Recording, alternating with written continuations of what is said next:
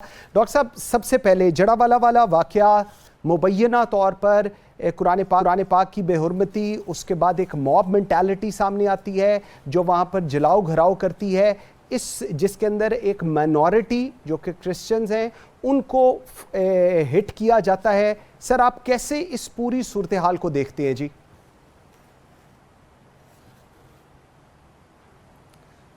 देखें, ये इंसिडेंट तो हर लिहाज से it is a disgrace for Pakistan और ऐसे इंसिडेंट्स यहाँ नहीं होने चाहिए। लेकिन प्रॉब्लम यह है कि हम बड़े अरसे से कोशिश कर रहे हैं, लेकिन हमारे जो विदन एलिमेंट्स ऐसे हैं कि जो कुछ ना कुछ इस तरह की सूरत हाल पैदा करते रहते हैं।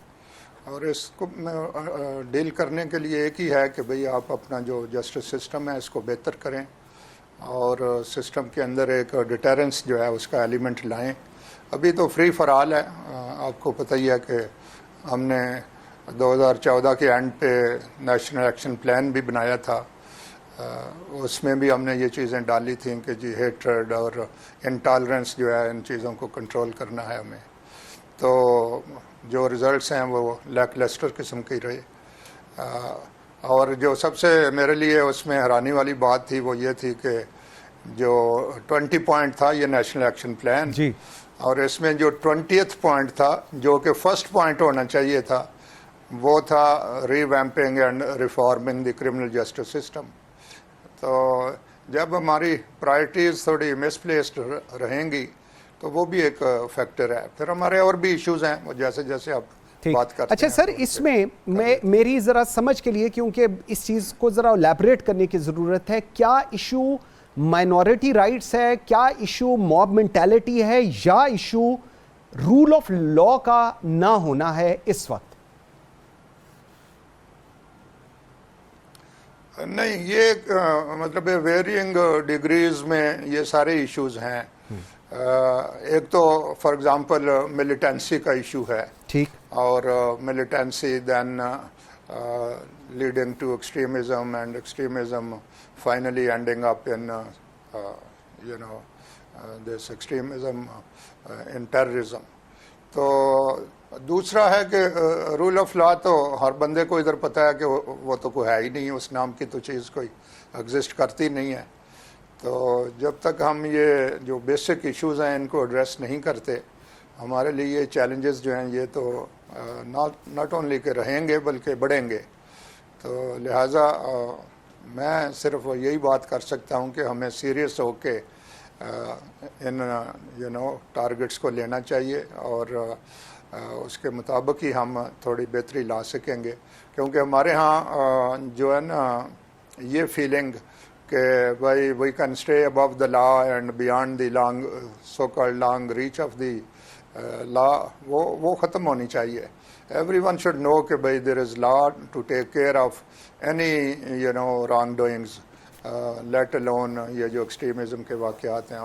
और ये जो इंसिडेंट हुआ है ये हर लिहाज से कंडेमेबल है।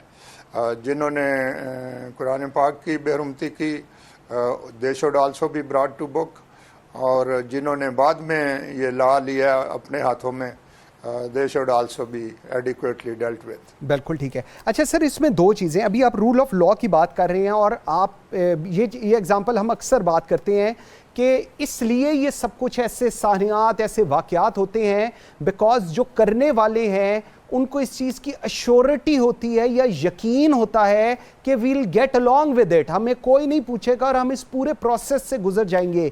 सो at the end of the day responsibility इसकी आप किस पे फिक्स करते हैं? क्या आप हमारे आइन में ऐसे शिकम मौजूद हैं, हमारी लॉ इन्फोर्समेंट में ऐसे शिकम मौजूद हैं, या जिस तरह आपने पहले कहा हमारा क्रिमिनल जस्टिस सिस्टम जो है वही शायद कहीं पर नज़र नहीं आता हमें इफेक्टिवली फैसले करता? देखें, ये काजी साहब के हमारा जो कॉन्स्टिट्यूशनल इशू है ना वो भी स्टार्ट तो वहाँ से लें आप। ये जो हमारा है ना सेंटर प्रोविंस रिलेशनशिप जी, ये इट नीड्स टू बी रीफिक्स्ड। अब आप देखें कि कभी किसी ने सोचा था कि यूनाइटेड स्टेट्स ऑफ अमेरिका में एक टेररिस्ट इंसिडेंट होगा और उन सब की लोकल पुलिस है, बिल्कुल वहाँ वो सोच भी नहीं सकते थे कि एक डिपार्टमेंट ऑफ होमलैंड सिक्योरिटी भी एक दिन बनेगा जो सबको एक तरह से जकड़ लेगा, but that is what happened. इसी तरह यूरोप के बेशुमार मुल्क जो बहुत ज़्यादा डिसेंट्रलाइज थे उन्होंने इसको रिविज़िट किया। अब हमने रिविज़िट जो कुछ थोड़ा किया वो ऑन द कॉन्ट्रेरी कर लिया। तो लिहाजा जब तक हम रिस्पॉन्सिबिलिटी पहले तो अच्छी तरह से फिक्स कर लें कि ये क्या प्रोविंस की रिस्पॉन्सिबिलिटी है इंटायरली या क्या सेंटर की है, तो दोनों की होना मुश्किल होगा, उसमें कोई ना कोई यही चलता रहेगा। जैसे मैंने आपसे पहले कहा है कि 2014 का हमारा नेशनल एक्शन प्लान जो है वो उसकी जो कई शिक्के हैं अभी तक 20 में से आप उठा के देखें तो कम ही हैं जो कभी होता है कि जी हाँ एक सीटीडी सेंट्रल होगी, फिर होता है कि नहीं जी ये तो प्रोविंशियल रिस्पॉन्सिबिलिटी है, ये इसको प्रोविंस में ही रखना चाहिए, फिर उनका आपस में कोऑर्डिनेशन नहीं हो पाता। तो डिस्पाइट द फैक्ट के जो सीनियर लेवल पे ऑफिसर्स हैं वो they belong to the police service of Pakistan, लेकिन फिर भी जब वो प्रोविंसेस में जाते हैं तो जो प्रोविंशियल इम्पेरेटिव्स हैं वो उनके तहत काम करते हैं। तो हमें इसको सारे को देखने की ज़रूरत है और जितनी जल्दी हम देख लें उतना ही बेहतर है। ठीक। अच्छा सर, आप you are one man commission on minority rights from supreme court of Pakistan, how exactly do you see all this thing, और एज अ कमीशन हेड आप इसको कैसे रीएड्रेस, रीअलाइन या इसको अप टू द मार्क करने के लिए what do you have in mind, ताकि वो भी हमें थोड़ा आइडिया हो कि how things will go from now onwards. देखें मंसूर, ये जो नेशनल एक्शन प्लान की मैं बात कर रहा था वो 2014 के दिसंबर में आया था, क्योंकि दिसंबर में ही वो आर्मी पब्लिक स्कूल वाला जो किस्सा है वो हुआ जी था। बिल्कुल।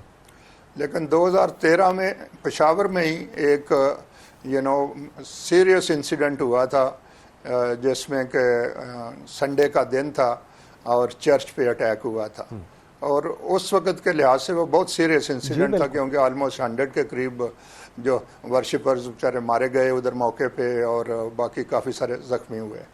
तो उस पे ये जो सदक जिलानी साहब हैं उस वक़्त चीफ जस्टिस थे, उन्होंने सुओ मोटो लिया, फिर कुछ 6 महीने के टाइम पे ऑलमोस्ट उस पे ये जजमेंट दे दी।